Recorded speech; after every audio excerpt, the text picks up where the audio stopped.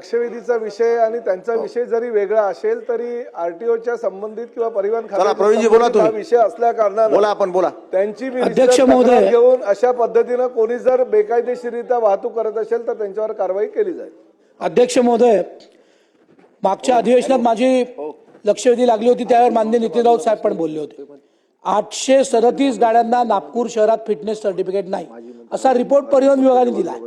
हा तो रिपोर्टची कॉपी आहे आणि ही नवराष्ट्र प्रेसची बातमी आहे। माननीय अध्यक्ष महोदय, माझे स्पेसिफिक 3च प्रश्न आहे। सरकार अशा सगळ्या ऑटो रिक्षा आणि स्कूल व्हॅनवर ताबडतोब बॅन आणणार आहे का? नंबर 1, विद्यार्थी वाहतूक करणाऱ्या सर्व वाहनांचे रेकॉर्ड आपल्याकडे आहेत का? कारण आरटीओला आम्ही माहितीच्या अधिकारात पत्र दिलं, असा कुठलाही रेकॉर्ड अजून प्राप्त झाला नाही। नंबर 3, ज्यांना फिटनेस सर्टिफिकेट नाही आहे त्यांच्यावर सरकार काय कारवाई करणार आहे? हे 3 प्रश्न। आणि आपली माफी मागतो माननीय अध्यक्ष महोदय, पण एक फार परिवहन विभागाची संबंधित प्रश्न असला मी तो एक प्रश्न विचारतो।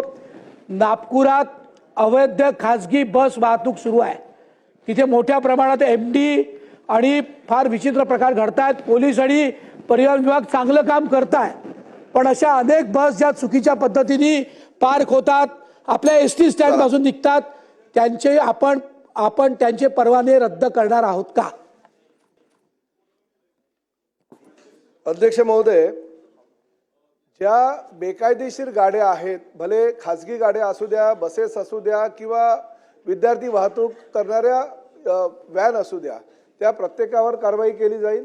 आणि अशा पद्धतीने दुसरं पुढे जाऊन मी सांगतो, जर सन्माननीय सदस्यांनी दिलेली माहिती खरी समजून आमच्या खात्यातील काही आरटीओनी जर माहिती मिळाली असताना सुद्धा किंवा काही सन्माननीय सदस्यांनी तक्रार केलेली असताना सुद्धा जर त्या अशा बसेस किंवा व्हॅनवर कारवाई केली नसेल तर त्या आरटीओच्या अधिकाऱ्यांवर सुद्धा कारवाई केली जाईल।